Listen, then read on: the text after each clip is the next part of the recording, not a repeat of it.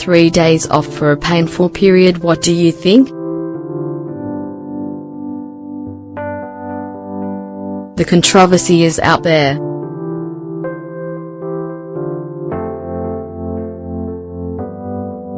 The Italian parliament debated an interesting proposition last April.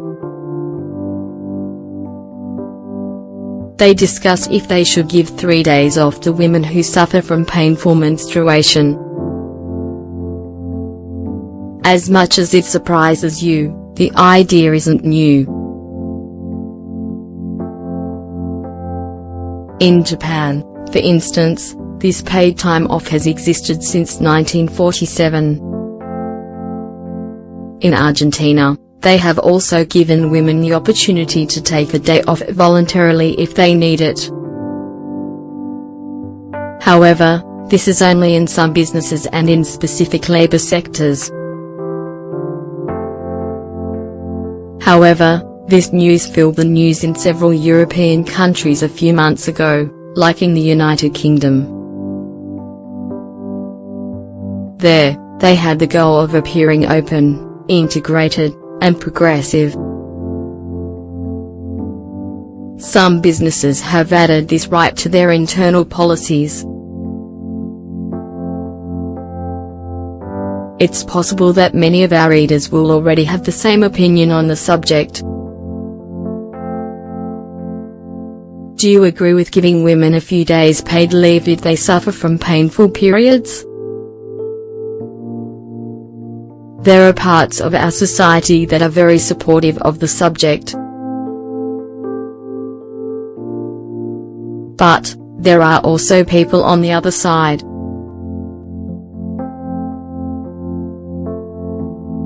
They think that it's not a good idea for women to have a few days available for those days of the month. Today, in this article, we want to give you more data about this interesting subject in question. Paid leave for a painful menstruation, data in favor. Painful menstruation and its invisibility.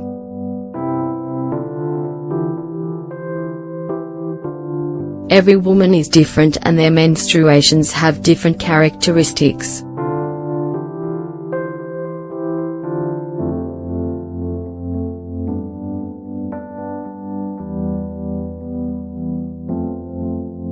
There are some who get through it with one painkiller or another.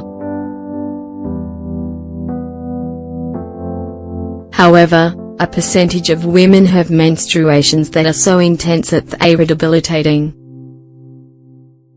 Gynecologists remind us that painful periods can be one of two kinds. The first kind is where you don't know the cause, and the second is where there is a specific problem, like endometriosis for example.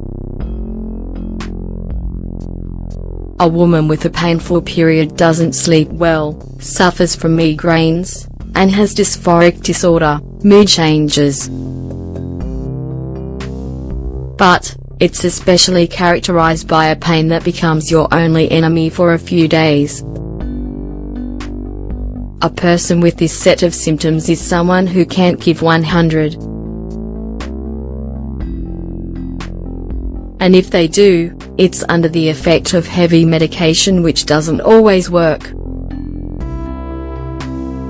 According to some sectors, recognizing this is a way to fight for workplace equality. Initiatives like the proposal in Italy is also a way of giving visibility to this problem. By doing this, they ensure things like giving women a better quality of life. And, in essence, more productivity. Paid leave for menstruation, voices against it.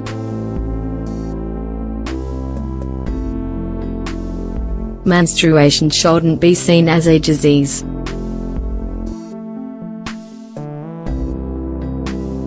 Curiously, it appears that most of the people who are against his proposal are women.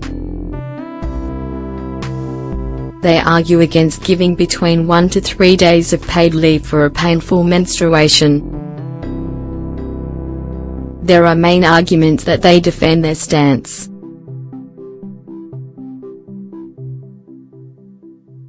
One is, if this regulation is applied, everyone won't end up seeing menstruation as something natural, but as a disease. At the same time, they fear that the existence of this law will be the excuse many companies use to not hire women because they impose a cost. This is because no one is going to pay the company for having an employee who is going to be absent several days every month. Also, they are suspicious of the way the law could be written. This time off could be defined as time off due to being indisposed.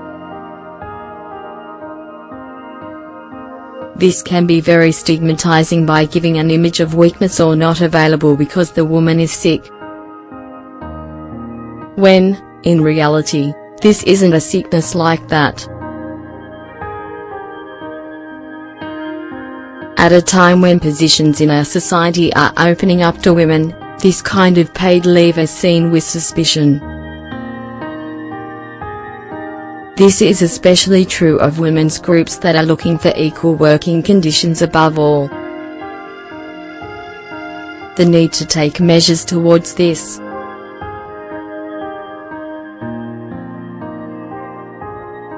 If Italy wanted to open the debate last April, it was because of concrete data. Women that suffer from dysmenorrhea cause continued lost work time.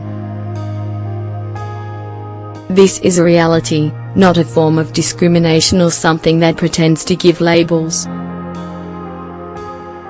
What they wanted to articulate is some mechanism that looked for some kind of solution.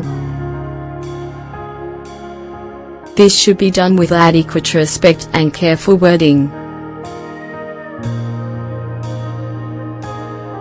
Possible proposals.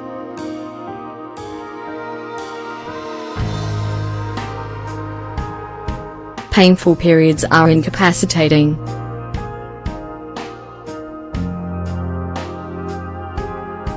This is an evident reality.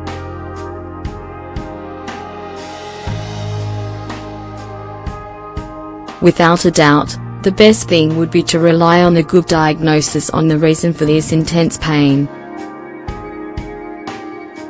And know that through a sanitary, pharmaceutical, or strategic focus, you can get a better quality of life. For what it's worth, the possibility of having a few days off is always wise. However, like what is happening in Japan, every woman is free to use them or not. There will be months where it's necessary to take a day off. This is because the woman's body isn't functioning and because it's almost impossible to carry out their work. However, there will be months in which you can be productive and in which you don't need this time off.